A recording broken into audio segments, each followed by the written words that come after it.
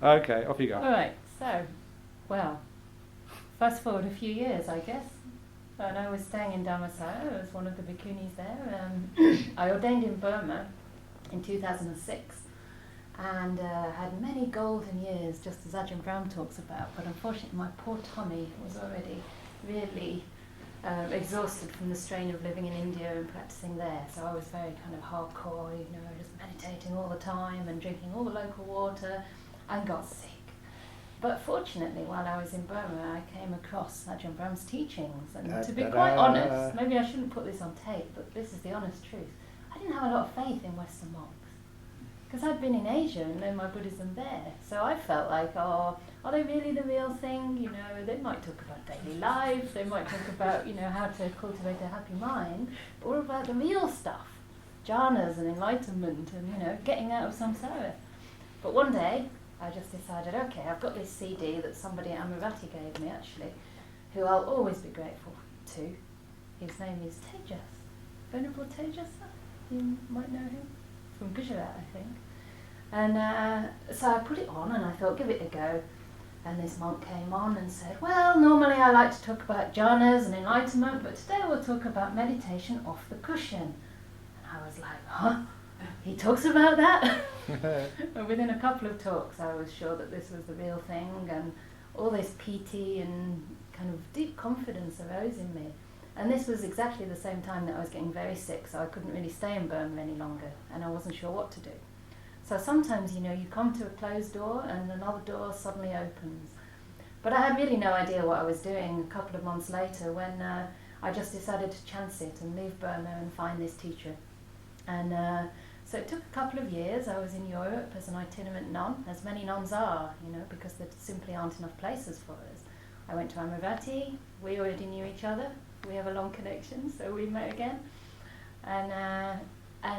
but it just didn't feel like that was where I wanted to stay. So finally, I heard about the chance to go to Perth, and I remember meeting Ajahn Brahm first of all 2010, and then again in 2011. And at that time, you told me about the bhikkhunis practicing there, and I was so inspired. And it was just obvious to me that, if given the chance, of course you'd take the full ordination. Because I think for most nuns, when we ordain, it's not a half-hearted thing. We don't say, okay, well, I'll just ordain half and maybe later, we'll see.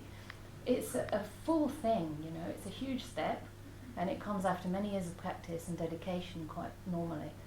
So, it was just obvious to me that I'd already given my life to the Dhamma. So, of course, if there was a chance to take full ordination, I'd jump at it. At that time, I didn't think there was any possibility, so hearing this was just wonderful. So finally I found my way to Perth and eventually got a place at Dharmasara Monastery in the forest. And yet my father was quite sick at the time, and I just felt like somehow I need to move forward in a way that I could serve more. I'd had a lot of practice opportunity already in Asia, and I really wanted to be able to give. And also through the feeling of really deep gratitude to Ajahn Brahm and everything he sacrificed to give the ordination. And probably a good bit of brainwashing too, yeah. Which he won't admit. Well, he probably would admit. Yeah. So one day we sort of came up with this crazy idea to perhaps start something in England. And it was actually a bit of a joke for me. I was only sort of kidding. But I went back to Ajahn Brahm and said, were you serious about that? And he said, yes. Why not go over and give it a try, just see. So the whole Anukampa project happened really in a rather strange way, kind of the other way around from most projects, because normally there's a trust already established who want to invite bhikkhunis or invite monks usually, and then the bhikkhunis come across, or the bhikkhus come across, or nuns come across, and then they begin from there. But in this case I came across first without any other lay people. I hardly knew anybody, because I left England when I was 18, so I hardly knew anybody here except my best friend, who's I think she'd consider herself a Buddhist. And who else? One other person who was involved in the BSWA. And I remember asking him, and I said, what do you think about that idea? And he said, are you kidding? I've been waiting for this for years. So he was our first website manager. So that sort of got things started. But anyway, I was still set to go back to Perth. I had a return ticket back to my community in Perth. But then I said to Ajahn Brahm on the phone, what do you think? There does seem to be some interest here, But I wouldn't be able to do it unless you were like our spiritual advisor or something. And I thought, fat chance of that, because he usually says no. But he said, yeah, sure. I was like, oh. And then I said, but it wouldn't work unless you came over to teach. So what do you think? Would you come over to teach? Yeah, why not? So then I was like, oh my goodness. The master's coming and I've got to figure out something so that you can teach. So suddenly I realised, I spoke with my abbot back in Perth at Dhammasara, and she said, well, I don't know how you can organise it if you're over here, you probably need to stay in England. And I remember having a few nights of your stomach's all churned up and you're thinking, oh my goodness, this is crazy, completely crazy, because I had nowhere to stay in England, But for some reason I couldn't get in contact with Ajahn Brahm to kind of double check it. You were in Indonesia, actually. Okay. Yeah. And so I had to make my decision. So I cancelled my flight back to Perth, and that was that. Visa finished, everything. My visa was in the process to be extended in Australia, but I put that aside. And basically we've just taken it from there. So the first year we had to, organise the tour. And of course that involved having some kind of charity so that we could have funds coming in and we could have a website and all of this. And it was just extraordinary to see, with a bit of effort and networking, but people would just pop up at the right time and help us. So we had our first volunteer was called Amina, who some of you know and remember, and she helped us a lot to organise that tour, because I had no technical skills for things like online bookings and all that stuff. So she helped with that, and then bit by bit more and more people came on. So that was 2016, and you came here for the first time. And in a similar way, actually, not sure I should say this, but we do have some funds in the bank, and the way it happened, we started with 10 quid. I still remember the first donation, 10 quid. I was like, wow, somebody gave us 10 quid, this is so cool, we've got money in the bank. But then after the first tour, we reached about 1,000 people, I think, with the events and the little day retreats and weekend retreats at Mary Ward Hall. And then about, a couple of weeks after that, Ajahn Brahm went home to Perth, and he wrote me an email, and it said, "Dear Venerable, please sit down before reading this." I thought, oh. So I sat down, and then I read the email, and it said, it was copy-pasted from somebody, and it said, "I have just deposited £400,000 to the Anukampa bank account. Thank you for giving me the opportunity. Signed, Anonymous." And I was like, oh, okay. So now it's not just let's see how it goes, let's see if there's any interest, but it's a responsibility because somebody obviously really wants this. So this was the first kind of chunk when I realised, okay, it's going to happen. It's just a matter of, putting all the other pieces together and waiting for them to bear fruit. So that was the first year, and then our trust sort of got quite enthusiastic and we applied for charitable registration. So we put that in after many months working on it, and we got registered as a educational and religious charity within a month to the date. That was 2017. So since then we've carried on really, and last January, is that right, or this January, we got our first little temporary place in Oxford. Because I'm still alone as the only non, and I don't have long-term lay support. So some people are sometimes surprised because as a bhikkhuni you can't, and as a non of 10 or 150 precepts, we can't handle money or cook for ourselves or drive or any of that. So I'm still alone in that little residence, and the way that it's working is by having guests coming to stay. So guests come and they participate in the daily program, they do some cooking, they take care of the place. And yeah, I do some teachings here and there and everywhere. Not as much as Ajahn Brahm, thank goodness. But slowly we're building things up, and there's many, many ways to be involved. So I was curious, because I know there's a few people in here who've come and stayed with me. Some of them have left already, but how many people in here have come and visited the little vihara? Yeah! So you've all come and offered food or seen the place and stayed. So it's starting to be a little community, and the beautiful thing at this stage is that you're not only relating to me, but there's friendships happening within the group. And I think this is the whole purpose of having a monastery. It's about spiritual friendship. It's not about just having walls or a nice flashy building. It's about what happens in that, and it's about that support that we can give each other in our practice. Because without spiritual friendship, as you've learned here, we're conditioned beings, entirely conditioned. So you need that positive input of like-minded people to keep you on the right track, and to be able to talk to about difficulties in practice or joys in practice, and somebody who understands, and maybe, is interested in similar teachings. Because I think in our constitution we have set this up to spread the teachings of early Buddhism. So it's slightly different from Thai Buddhism or Burmese Buddhism or even Theravada Buddhism. It's going back to the suttas, and it's basing our understanding of practice on the Buddha's words. So this is really rare. I think it's quite new actually in England. And I guess one advantage of the Bhikkhuni Sangha now is that we don't have the baggage of cultural overlay. It can be a disadvantage too, in that we don't have obvious lineage of female mentors. Where are the enlightened bhikkhunis? There aren't. Maybe there are some, but it's very hard to. Most of us don't have female teachers. So we're kind of learning it as we go, and depending to some extent on senior monks as well, and on our friendships with each other. So, but on the positive side, we don't have the baggage either, and I think it's very exciting. So I visited a number of monasteries in California. There's about 5 bhikkhuni monasteries, and each one has its own particular flavour, which is really refreshing. Because when I went there, I thought, well, why don't they all live together? Is there some kind of interpersonal issues? But often it's just the training background and the interpretation or approach to the Dhamma that differs. And it's very beautiful when you have a choice. In the Bhikkhu Sangha, people have a lot of choice. And there's so many monasteries. I think in this country at least 5 in the Wat Pa Pong tradition, at least, and many others. Even in Oxford there's a little monks monastery. They're from Burma. And so we need the same thing for nuns.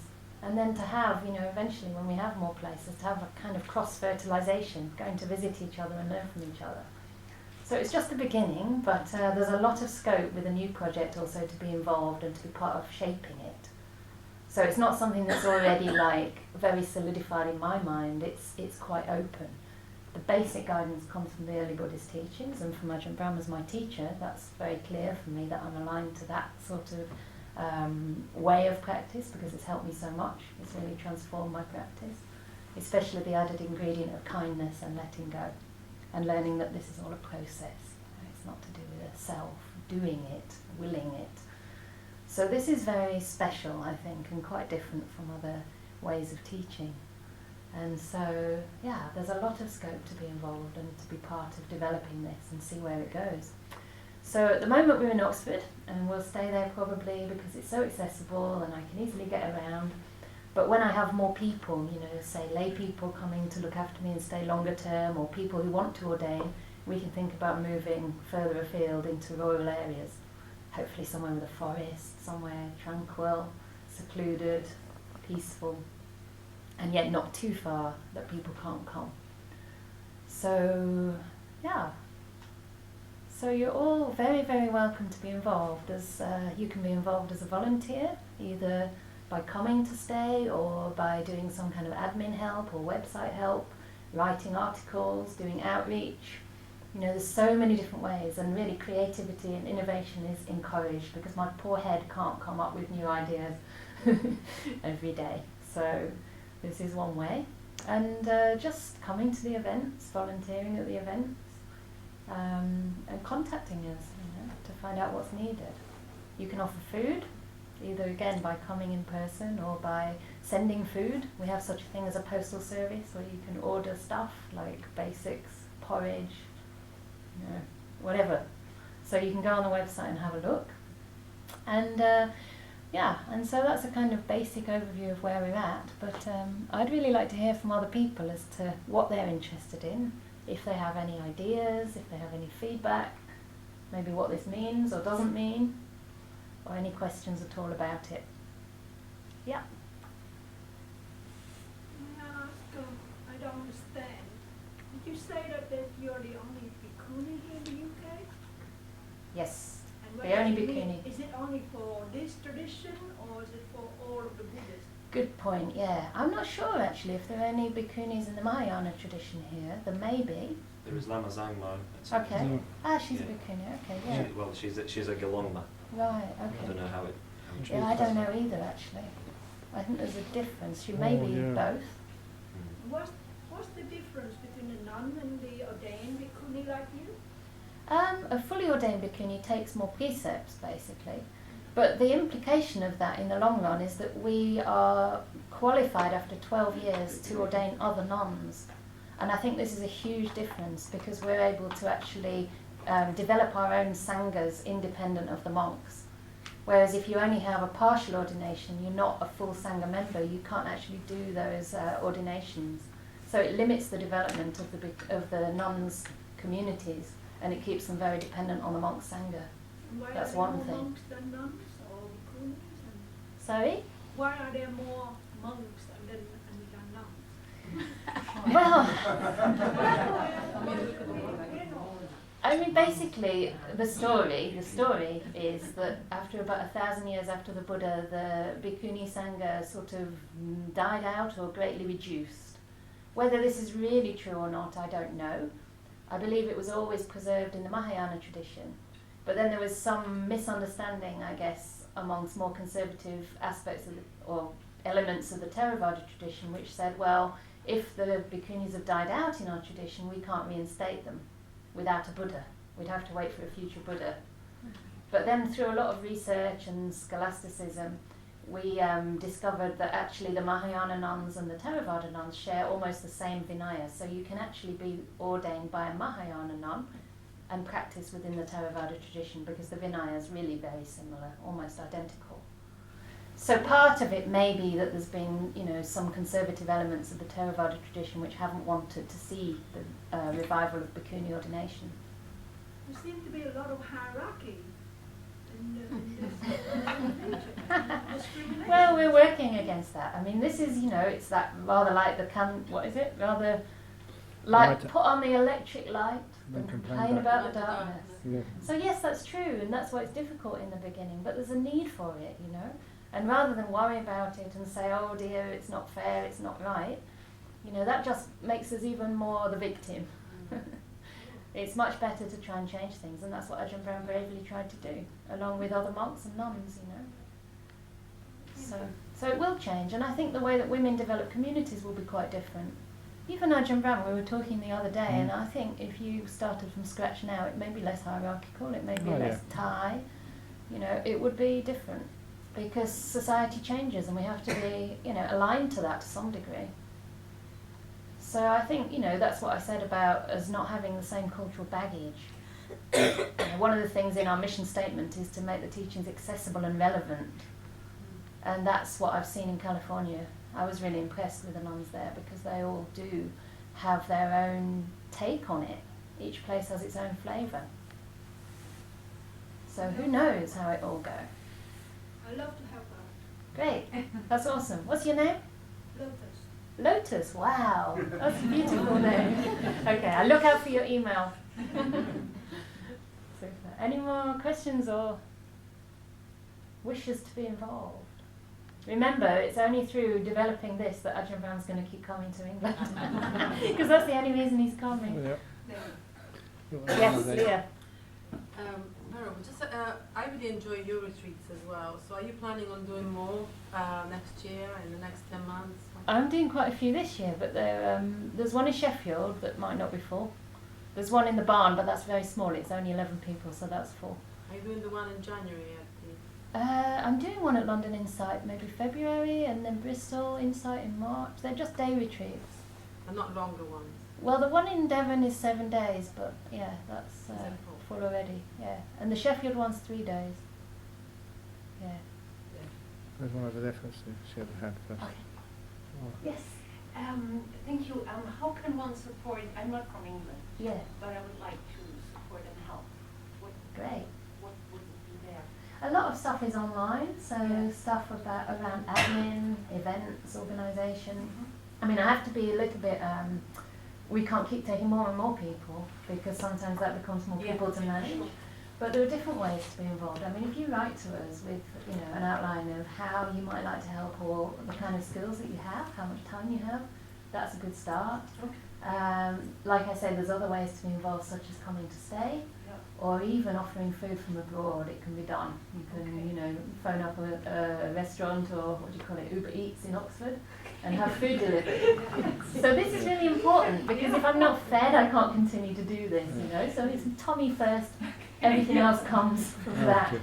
So we have like little charts on the website showing the dana. Dana means like the offering, whether there's an offering on a particular day. So if you go there and you see like a huge gap, then you can worry about me. And please organise something. Yeah. And also talk to people after this. Like, can everybody who's involved with us on a longer term basis put their hand up so that other people can see? So there's Sue, David, Jake. Actually, I found mine over here to talk to. Amalsha. What's your name? Karuna. Karuna, yes, you've offered to volunteer a few times, and Leah and Malika. You're our new bookkeeper, aren't you? Yay! Tehani's one of our trustees at the back. There's Lishani here, another trustee, and Tamali is on the admin. Annika's come and stayed a few times and helped with tickets and stuff. Francis has come and supported me on personal retreat.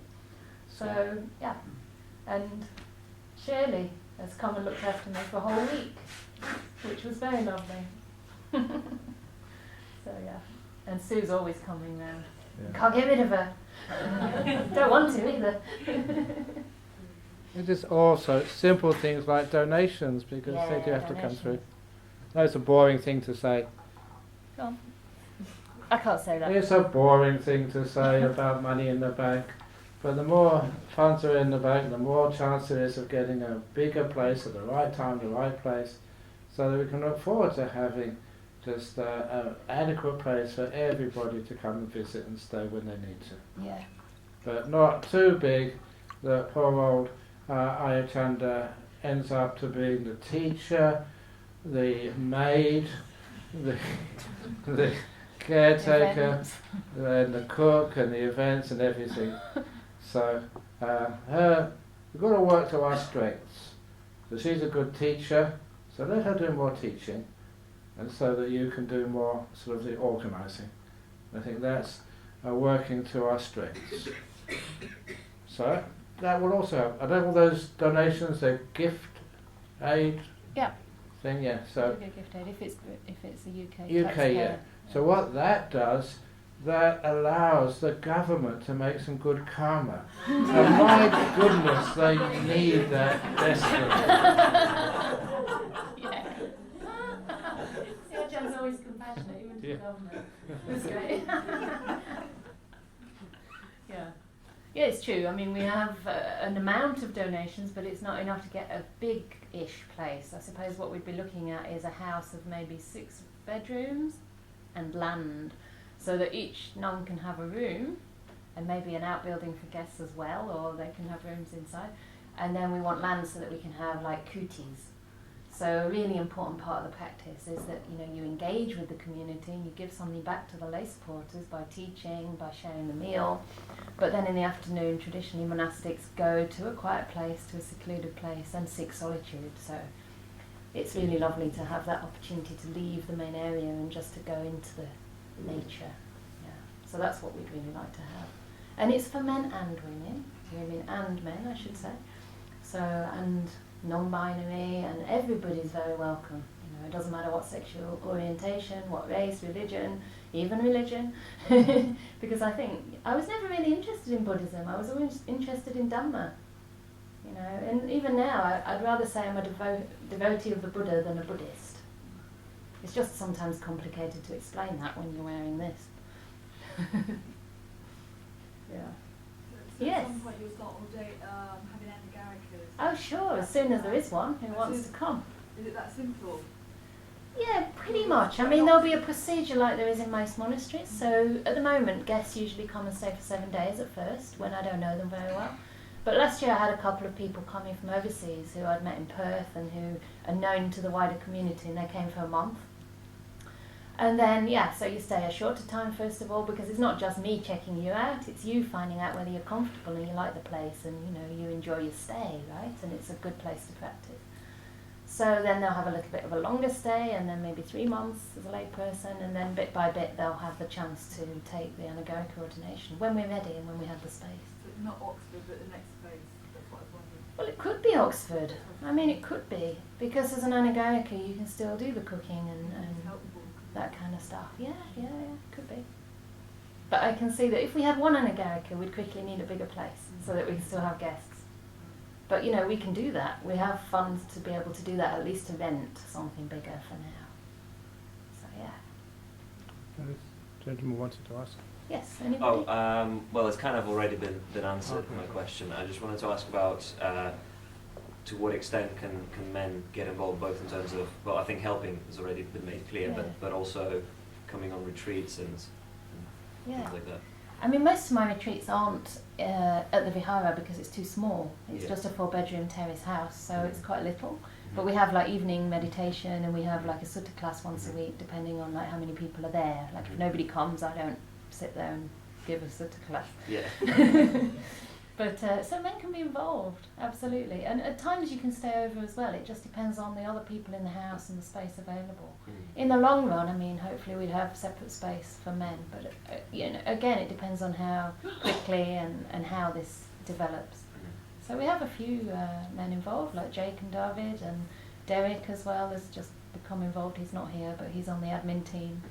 So yeah, as much as possible we accommodate everybody, but it has to be said that, you know, women have very few places to go, so we're going to prioritise women.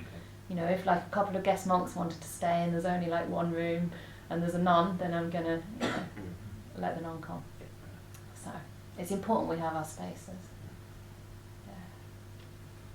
Yes? Are your retreats silent retreats? Yeah, pretty much. Depending on the people who come. You have central heating? Yes. But we don't have retreats at the Vihara, as I was saying. It's a little bit too small. But if you come, you're kind of more involved in a daily life situation. It's actually very quiet because it's a small place and there's only me to look after it, so there's not a lot to do. And I think that's the beauty of monastic life as opposed to just being in retreat centres, where you're focusing on meditation. You know, usually the mindfulness aspect, so it's one part of the Eightfold Path. But if you come to a monastery, you actually have the chance to practice 8 aspects of the Noble Path. Yeah, because you're applying your practice directly in relationship to others in the community. So I think this is a very integrated way to develop. Yeah, especially nice after you maybe have done a retreat in a retreat centre and you want that kind of stepping stone. You don't want to just go back to the outside world where it's harder to practice. So that's the time you can come to a monastery. Yes? After. Yeah. Well, I was just going to say, it's not a question, but Yeah. I booked onto your retreat at the barn, but it was full up, and so I was on a waiting list. Yeah. And when I got here, I decided that I'd turn my phone off, you know, and just like, that's it, I'm putting it down, I need to just let that go for a while. Yeah. This afternoon I turned it on, Yeah. and there was an email from Sharpen saying a cancellation Oh. has come up, and you know, would you still like to come? And I went, wow. And the next one underneath was, you haven't replied to our email, so we're giving it to somebody else. Oh. So, Too bad. I know, it was just like, oh, and then, oh. Oh. But, yeah. I'll give you my place. But, whatever. And maybe there'll be another one come up. Well, one of the things I was thinking actually, because this is the first time I've done a 7-day. I mean, look, people might say, "Oh, yeah, you give a nice talk." I'm still a beginner, really, and I still don't have the confidence to, you know, just say, "Right, I'm going to start doing 7-day retreats here and 7-day retreats there." You know, I haven't had that sort of like. Well, that's another reason why I'd like to be there. Yeah, But, to you support know, as well. Maybe it'll happen, maybe it won't. Well, But, I yeah. just thought I'd say What that. I would like to start happening, if this one goes well, is maybe organise one ourselves. So that's something that volunteers would definitely be needed for, because I don't really want to be organising my own retreats. I know a place. Mine's Roehampton. Yeah, Okay, yeah. what place? We'll tell you later. We'll tell you later. Yeah, so this kind of thing is always good, right? If anybody has an idea of a venue, if anybody wants to organise a retreat, or even just a day where we meet together, like a kind of networking day, you know, where some of us can all meet again, because after this you all go your own ways. You know, a few of us might meet again, but very rarely that we get all together, actually. One idea we had at the volunteer meeting at the beginning of Ajahn tour was to do something for the Vesak. But I've never done a VESA because I don't really know how it works. It could be just a meditation day, or it could be a shared lunch, some discussion, whatever. And to do that in Oxford, so for that we'd have to hire something. So all these kind of things, you know, if people come forward with the idea and say, I'll organise it, then more can happen. Yeah. So I think we would look for organising our own retreats in the end. Because when you do retreats at places like the Barn, you're essentially teaching for them. Sure. And it's not so much about... We've got some ideas. We'll be in touch. Cool. And I'm coming to see you in Seaford. Fantastic. Because Tess and Michael, her husband, they're sort of saying, why don't you come down to Seaford, check that place out. So at the moment it's so flexible, we could rent anywhere, you know. Yeah. I'm from Brighton. Yeah, you're from Brighton, yeah. You're coming, aren't you? Coming soon to Brighton. Am I? I thought you were booked in. You're not booked in for the... They haven't asked me for Brighton Oh. yet. Cool. I'll talk to you Alright, soon. cool. So you can see this is how it happens, right? That's why we wanted a bit of discussion at the end. Yeah.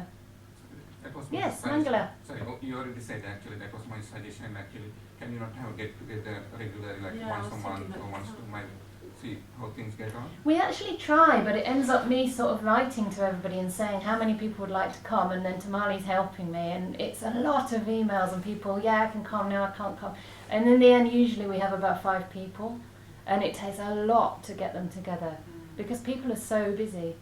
But yeah, maybe if we could, I don't know, find something closer to more people, or other people could organise it and say, you know, we've got this space for you, come down, and then, yeah, help us advertise. That could work, yeah.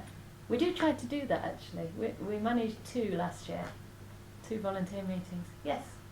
Couldn't you just have like a monthly Zoom call online, so maybe people you can't come, and then that way if people have ideas, they can just share it with you, like, and that's not too much to administer, so anyone who wants to join. Right. Well, how many people can come on one of those at Well, I once? think if it's online, so wherever you are in the country, or even if you're in another country, Yeah, like if it's... someone has an idea, that way you can just have like a continuous discussion, and then if you were to put that on your, say, website, you're going to have a Zoom call at this time, click on this link if you want to join. I think it's a question of balance, you know, because we don't want to outreach further than we actually have the resources to outreach. I mean, at the moment it really is a matter of, is anyone coming to feed me tomorrow? You know, is anybody booked in like for the next few months? One thing I did want to say is that many of you came last year and we had a continuous flow of guests, but this year nobody's booked. So I really want to encourage you to just continue your support, you know, because I know that in the beginning things are exciting and you're like, okay, what's all this about? You know, oh, I've spent a week at the monastery, it was really nice. But we need you to come again. Like, don't stop at this stage, you know, because we still need to see, is this viable or not? So people need to come and stay. So, I mean, I have a lot of conference calls every month, so I just don't want to, like, commit to things like that which are so frequent and involve so many people, because it's just a lot of energy. But if other people want to do that, go for it, you know, and then just come up with a couple of ideas and relay that to me. Yeah. So what's December and January looking like then for you? December I'm quite busy. December, yeah, there's a bit of space. Yeah. And then January you look at empty. January I'm on retreat. Oh, you're on retreat. Yeah. Oh, good. Yeah. Because I've thought that I knew you were away. Yes, I was Then away when for you 3 came months. back and you were busy, Yeah. to see you. Yeah. And then Yeah. I kind of feel like I don't want to pester you because I Oh know no, that no, you're no, really it's busy. not. Well, you don't So write that's to me, you write to the team. Yeah. This is the thing, because a lot of you know me personally now and have my email address, so you're worried about writing to me and you know, choking up my account, but you write to the team and you just ask them, okay, can I have the code to the application form, fill it in and apply. Give some different dates, or say any week in the next 2 months and we'll fit you in. Yeah. Yes, I'll Annika. come again if you have me. Of course I'll have you, but you have to apply. Apply. Yes, because I can't remember and go out and sort of say, come, come, come. So you have to apply. Yes. Express your interest. Yes. It would be helpful if you could write down what's the priority of your need in order to develop this, you know, Yeah. idea, project. Yeah. We do that kind of thing in the newsletters, you know, bit by bit as it comes to me. Yeah. Are you on our newsletter list?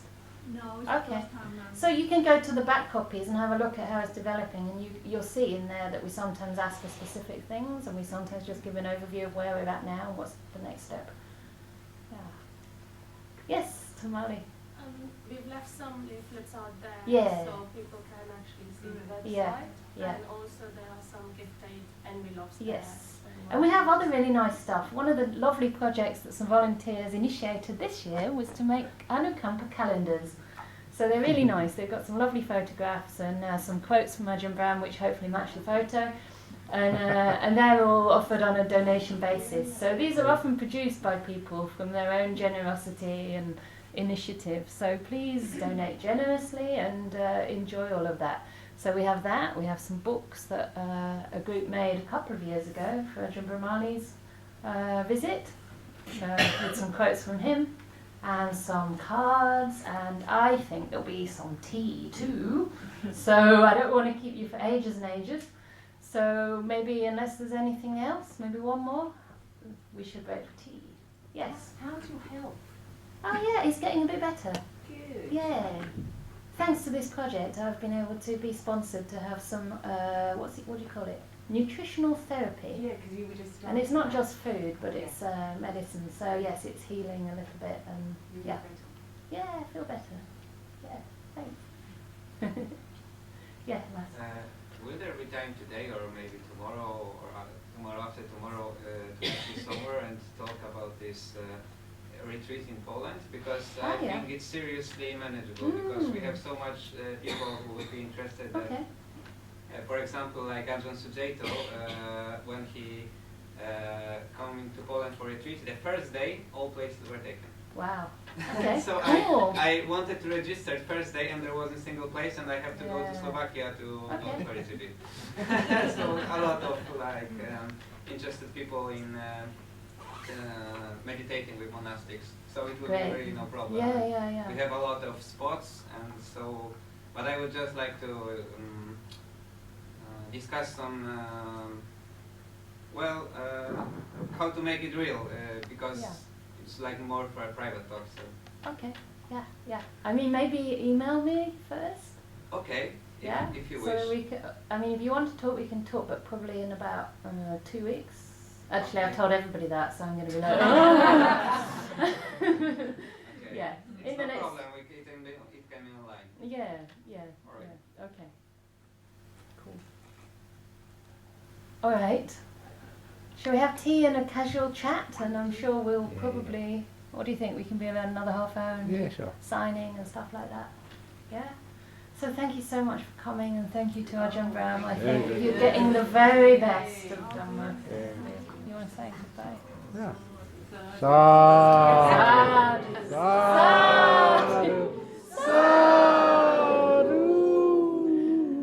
And also, before you all go, you look so beautiful doing that. Would anybody mind if I took a photo and used it on the website? If anybody does mind, maybe you could not be in the photo. Is that okay? No, you should be doing sadhu. Could you do that for me? Great. And you could take one of Moonajan at the end doing the same. All right. Okay. All right. 1, 2, 3. Give it everything you've got. Sadhu.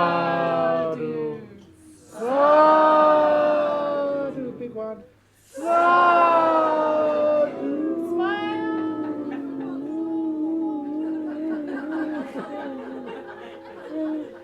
You done Can you it? take one of me and Ajahn? Will we fit? Yeah.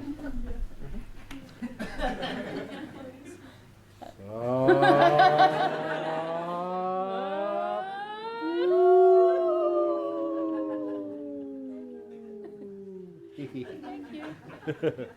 That was all recorded. Oh my goodness.